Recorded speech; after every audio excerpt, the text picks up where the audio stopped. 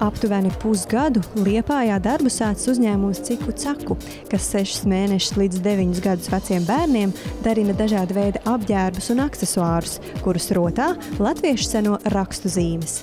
Pārstrādi šujām no lina, no kokvilnas, iepērkam mežrozē, cenšamies izmantot to, kas ir vietējais. Tā mūsu pievienotā vērtība ir tā, ka mēs šīs latviešu rakstu zīmes, kā jūs redzat, mēs viņus izmantojam, bet mēs patērētājiem etiķetē skaidrojam, kāda ir šīs zīmes filozofiskā jēga.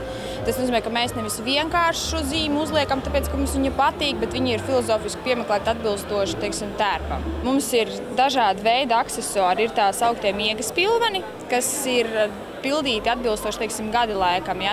Uz decembra tas bija pildīts ar zāļu tējām dažādām, te ir liepziedi, piparmētras. Tālāk jau pavasarī tās ir, viņi tiek pildīti ar vati vai ar, teiksim, griķiem, kas ir viegli iesmaržināti ar lavandas esenci.